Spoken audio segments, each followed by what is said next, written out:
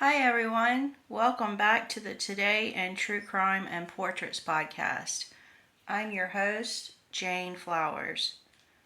Today's episode is about my father's unsolved murder. My father, who was murdered, is Dr. Thomas Chester Boring Jr. He was a dentist and he was murdered May 10th, 1980 in Greenville, Mississippi at his residence at 103 Virginia Street. So today I want to go over with everyone a change petition that I have online, and I would like, if you have time, it's not going to cost you anything unless you want to donate money, but if you can, go buy this change petition and sign it. That would be great. If you sign it, it helps to bring justice to my father, who was murdered. His murder is unsolved to this day, and there are people that profit off of his murder that don't care. In my opinion, they don't care because of their actions show they don't care that his unsolved murder is solved, and he has brought justice, and his family members receive closure. The change petition is called DA in Greenville, Mississippi, charge William Eggleston with accessory after the fact. William Eggleston is a photographer, and I started this petition October 19, 2022. I only have 501 signatures at this point in time, but if you have a chance and you could please sign this petition, that would be awesome. I really appreciate you. So I want to go through real quickly what the petition says, what it is about, and so you know more. The beginning of the petition starts with, my father, U.S. Navy veteran dentist, Dr. Thomas Chester Boring, unsolved murder is fabricated by photographer William Eggleston with Murderabilia. Then you see a photograph of my father with his United States Navy uniform on that was taken. The photograph was taken by the U.S. Naval Dental Corps, and in this photo, he is Lieutenant Junior Grade with the United States Navy. The campaign went on to state, Dr. T.C. Boring was a lieutenant commander in the U.S. Navy. He joined the Navy in 1949, and he was honorably discharged in 1972. I am his only sibling sharing his story about how he was murdered in his home on May 10th, 1980 at 103 Virginia Street in Greenville, Mississippi. I share his story in hopes to preserve his legacy and bring awareness to his unsolved murder that is fabricated by photographer William Eggleston with Murderabilia. If you're not aware what Murderabilia is, then please follow this link to a Wikipedia page to learn more about how murderers profit off of their murder with Murderabilia. Just recently, I found the murder weapon that William Eggleston is selling at his portrait exhibitions, in his fine art photography books, and in his films. The murder weapon is a hatchet. Eggleston took a picture of the hatchet sometime after my father's death before 1983. The title of the photograph is called Untitled Near the River at Greenville, Mississippi, 1983 to 86. And then I show you this photograph of the said murder weapon that Eggleston took sometime around 1983, which looks to be like a hatchet. The campaign went on to state, 2.5 years after the newspapers stopped reporting on my father's unsolved murder, Eggleston started selling his Murderabilia in regards to my father's unsolved murder, which is this photograph of the murder weapon that murdered my father. So the photograph is the murder weapon, but police, and I'm stopping right here on the campaign, I'm going to put my 2 cents in, but there's no investigation so far that I know of regarding this murder weapon.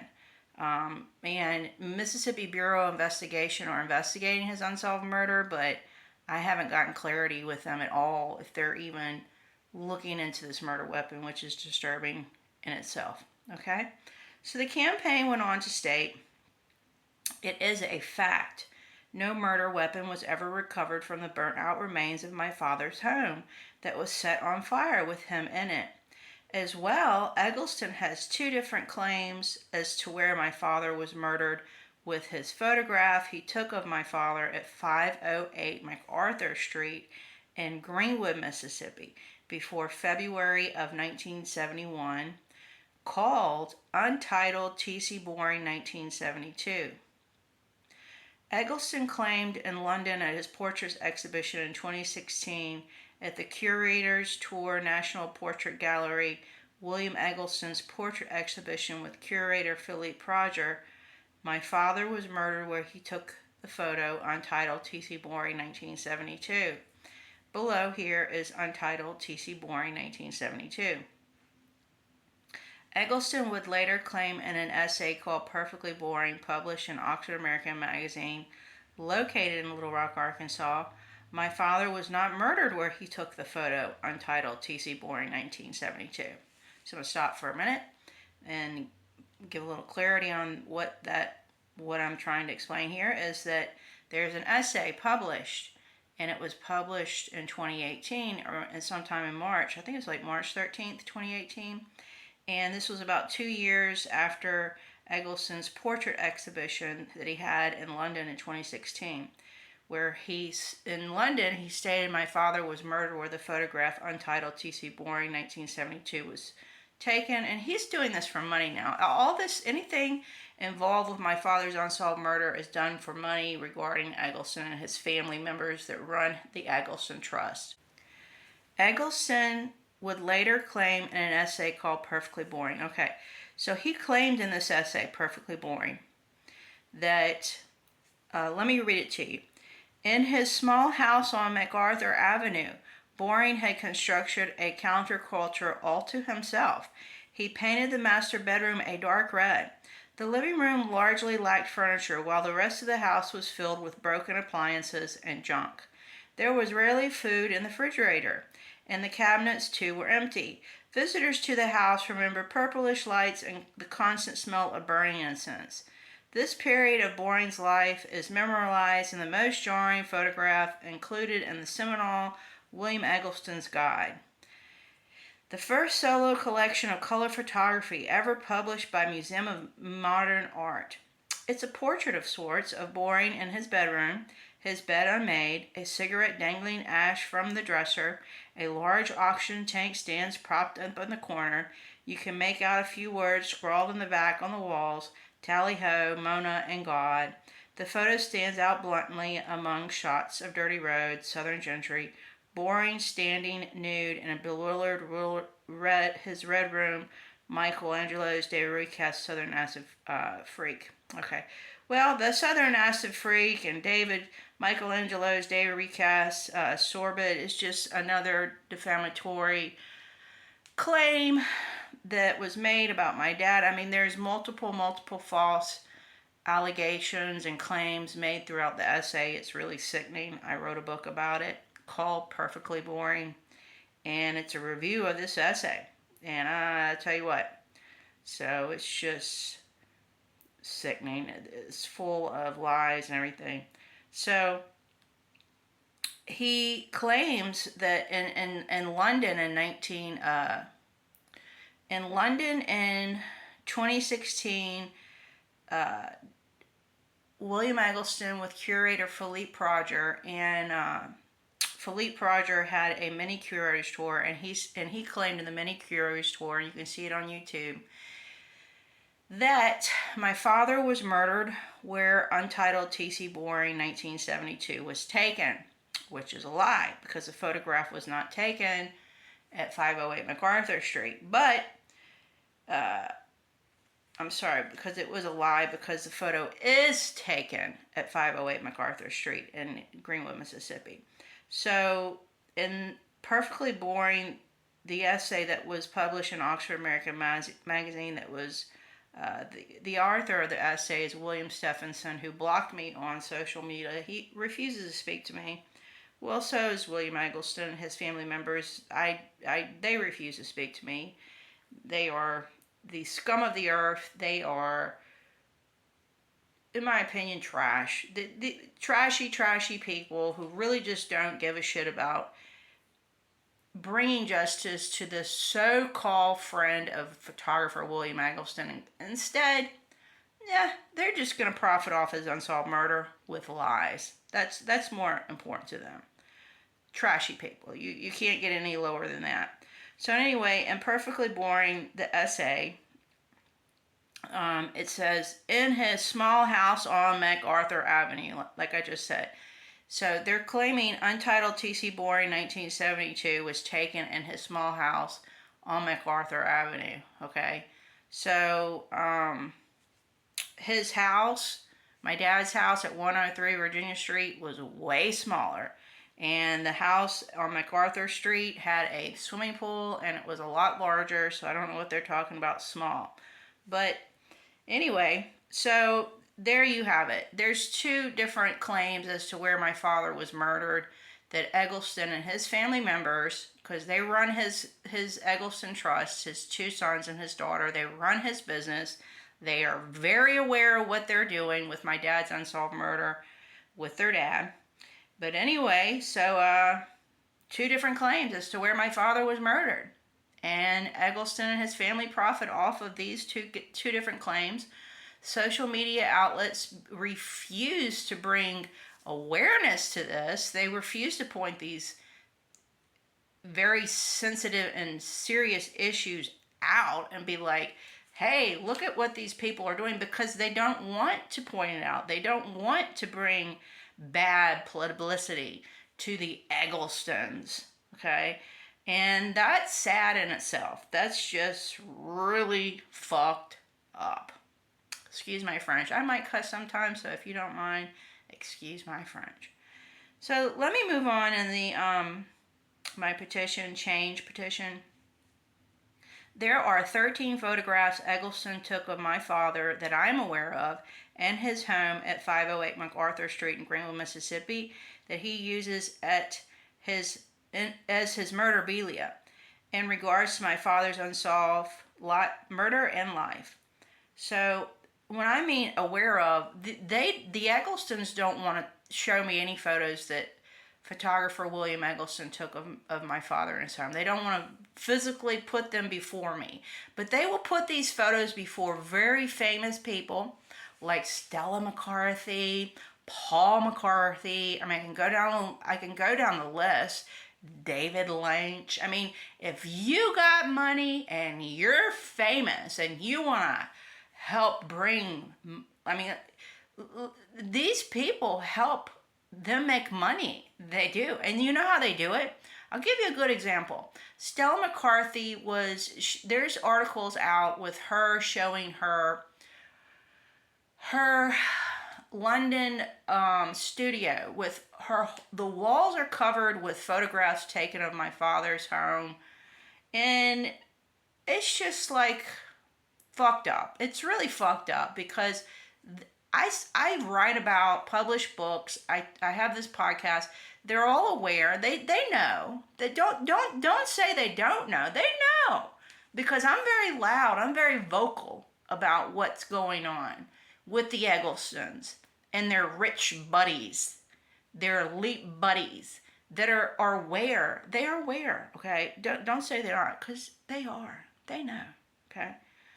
And do they care? Do any of these people really care about bringing justice to my father? No, they don't, because it's going to make their buddy Eggleston Jr., the photographer, and his family members look like shit.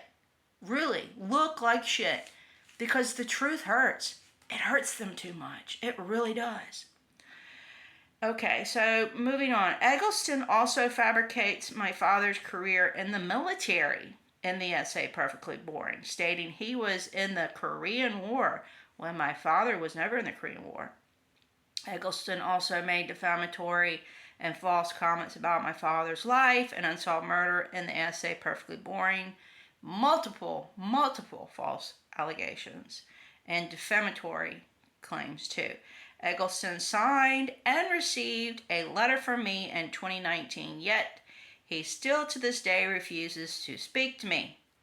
In the letter, I asked him if he could please speak to me about my father's unsolved murder because he claims he knows about the murder weapon that killed him. And meanwhile, he is making millions of dollars all over the world off of my father's murder with Murderabilia.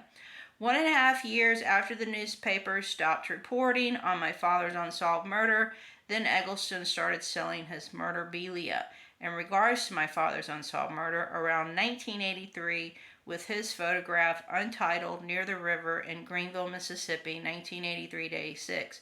There are 3 newspaper clippings about my father's unsolved murder taken from the Greenwood Commonwealth in Mississippi.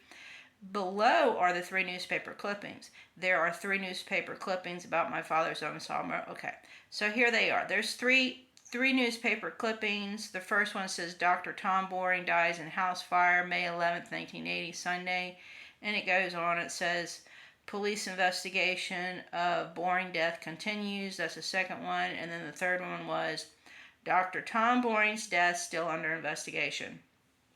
Now I'm going to stop for a minute and I'll go back to the petition in a moment because I'm going to talk about what was stated in regards to my father's unsolved murder in these newspaper articles. But I want to say real quick, I contacted the Greenwood Commonwealth newspaper, spoke to the main editor. I spoke to different journalists, and they all refused to write a story about how my father's unsolved murder is being investigated, how Eggleston is in possession of a said murder weapon, a hatchet, and has not given it over to authorities, has been in possession of it since 1983. And none of the journalists in the newspaper in the town where my father was murdered, they refuse. All of them. They refuse to write a story about these facts. They do not care. I'm telling you, people don't care. People do not care about me fighting for justice for my father. They do not care about helping bring awareness about my father's unsolved murder to help bring justice to him. People care. Many people. It's really sickening. But many people care about not making William Eggleston and his family members look like shit. Because they do. They are the scum of the earth. How can you not be when you profit off of anyone's unsolved murder with lies? And when I mean profit, they make big bucks, millions of dollars. Meanwhile, they get cozy with very famous people. It's just sickening. It's really, really sickening. So now I'm going to move on in the campaign. The information I gathered about Boring's unsolved murder was gathered from newspaper clippings. Below here is the information. So here we go. May 10th, 1980, Greenwood Police Chief James Stevens said there appeared to be no indication of foul play at 103 Virginia Street in Greenwood, Mississippi, 38930. The LaFleur County Coroner James Hankins said an inquisitory has left its verdict of cause of death open pending an autopsy request by a family member. Greenwood Police and the family member that requested that was my grandfather, Thomas Chester Boring Sr. Okay, number 3.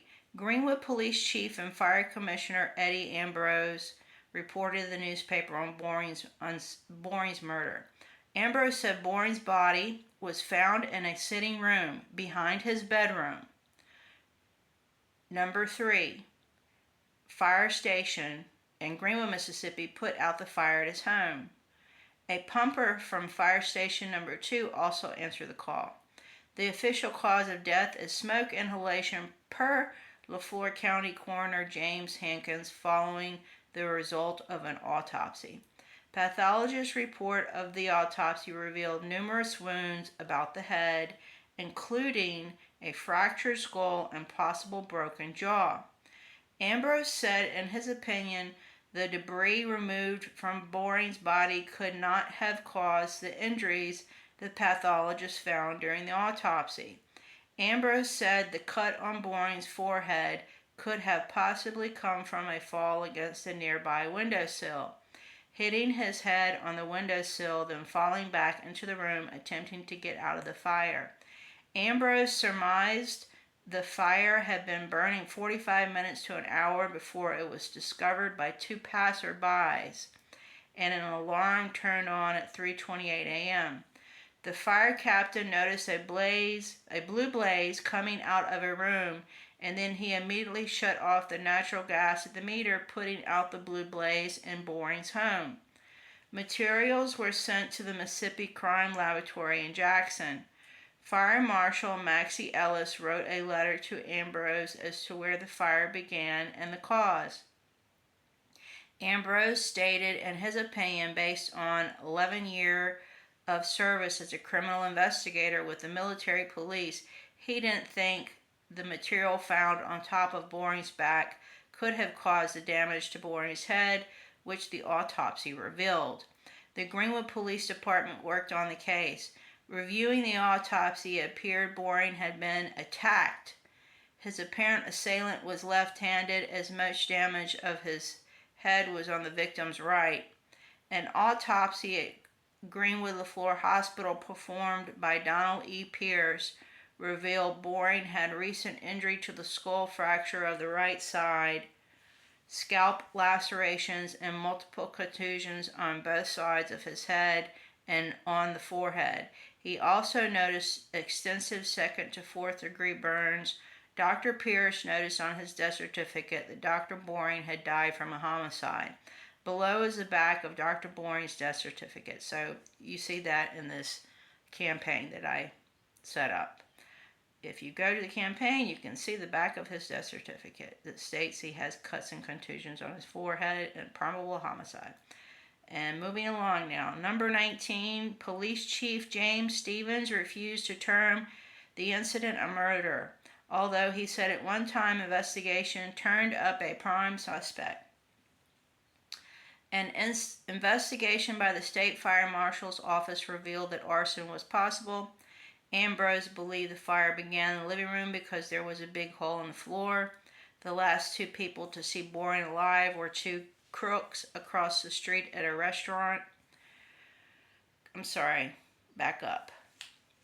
I'm going to repeat this again. The last 2 people to see Boring alive were 2 cooks across the street at a restaurant. Reviewing the autopsy, it appeared Boring had been attacked. Has a apparent assailant was left-handed, as most damage to his head was on the victim's right side. Ambrose later termed Boring's death a homicide. The pathologist's report determined that the weight of the boards found on Boring's back were not enough to cause damage to the head following the autopsy. Ambrose said he did not feel foul play was involved in the beginning of the investigation, but later changed his mind. Stevens said the case continues to stay open. Untitled, Near the River in Greenville, Mississippi, 1983 to 86 by photographer William Eggleston is a photo of the murder weapon that murdered Boring. Now, this little sentence here was not in the newspapers, but I'm coming to the end of what was stated in the newspaper, and there's 3 last things of what I've added to the investigation. Okay. No murder weapon was ever recovered from the burnt-out remains of his home, and Police Chief Stevens even refused to term his death as a murder. Lastly, Eggleston is the only one that has the photo of the murder weapon that murdered my father and is profiting off my father's unsolved murder with Murderabilia. Okay, that was it. So that explains a lot that was made, the claims made about my own father's solved murder.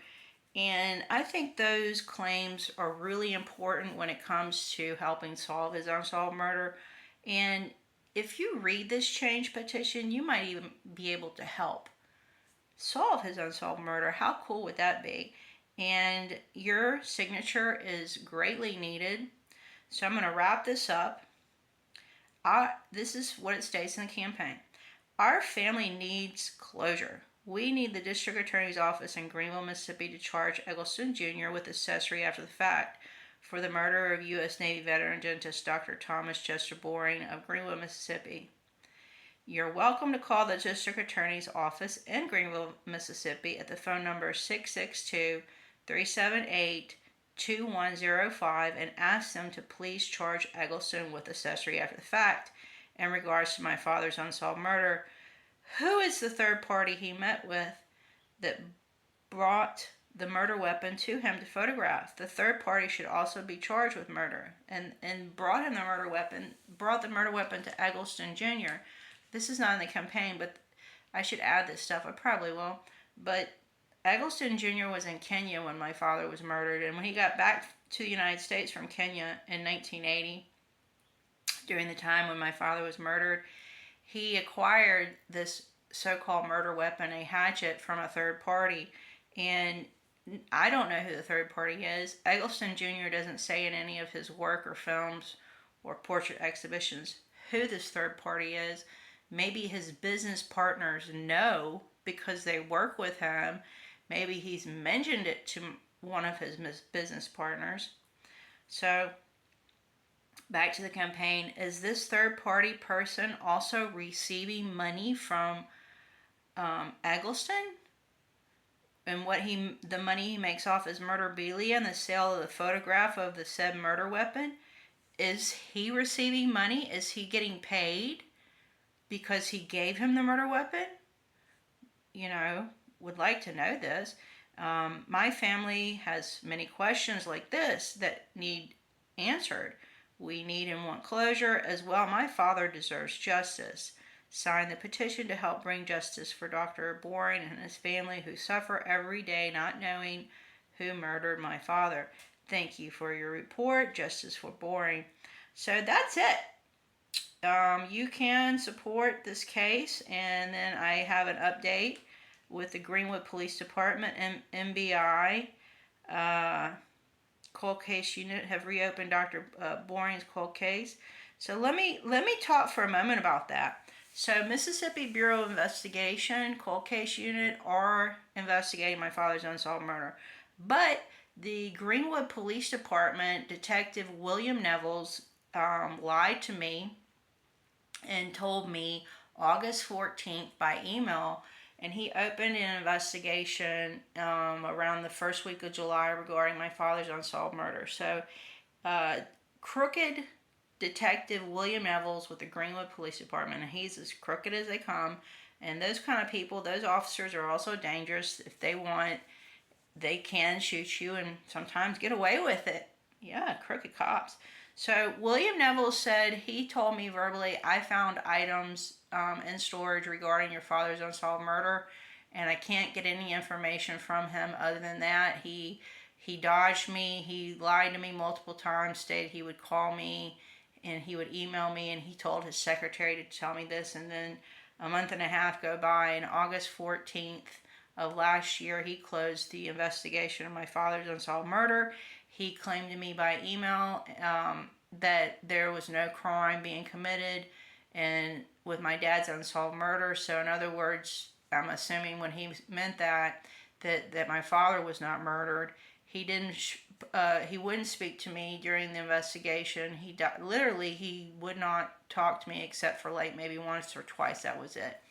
But I mean, when I'm being told multiple times by his secretary he's going to call me and he'll email me and we'll, talk more, that never happened. Okay, except one time he did email me and he scolded me. He scolded me. But William Neville said that the Mississippi Bureau of Investigation this is on August the 14th last year, that the cold case unit had also determined no crime was being committed with my father's unsolved murder, and therefore he was closing the investigation, and he informed me that the Mississippi Bureau of Investigation cold case unit had also closed the investigation on the fact that no crime was being committed. So I contacted the Mississippi Bureau of Investigation and I said, I was just told by William Nevels, this cop, as a detective at the Greenville Police Department of Mississippi, that you guys have closed the investigation of my father's unsolved murder. And the detective with the Mississippi Bureau of Investigation cold case unit said, no, we haven't closed it. We're just starting to start working on it. So he lied. I have testimony from the cold case unit detective there. I mean, this is pretty fucked up. Oh boy. So I have a civil rights lawsuit with the Greenwood Police Department with William Nevels, but I also have another civil rights lawsuit with William Nevels, and I don't want to go into detail about that. I have multiple civil lawsuits, and poor little old me just doesn't have the money, but eventually I will find some type of work that will help me generate that money. Legal work, nothing illegal obviously, because I'm not into illegal stuff, but eventually one day I will be able to get the money legally by working and hire attorneys so I can get paid by suing a lot of people for violating my civil rights. But I have started GoFundMe campaigns, and unfortunately people just don't want to donate. They just don't feel like it. You can find my GoFundMe campaigns on my website, todayintruecrimeandportraits.com. todayintruecrimeandportraits.com. So you can find them there if you want to donate. But hey, I'm not holding my breath on it, because I've been trying for a very long time to get donations to different GoFundMe campaigns that I had set up to help. One of them, my mom's name is used with identity theft with a law firm in Greenville, Mississippi. The other one is to get an anthropologist, pay an anthropologist to help do an autopsy on my father because of the cuts and contusions on his forehead. And I've tried. I don't know what else to do. But so, like I said, I'm not holding my breath, but here I am. So I am going to sign off, and I will be speaking to you all at another time. Thank you for joining me today, and I will talk to you all later. If you get a chance, you want to stop by, buy some of my merchandise. You can also go to my website, todayintruecrimeandportraits.com, and buy merchandise. All right, everyone, have a great day. I'll be talking to you later. Bye.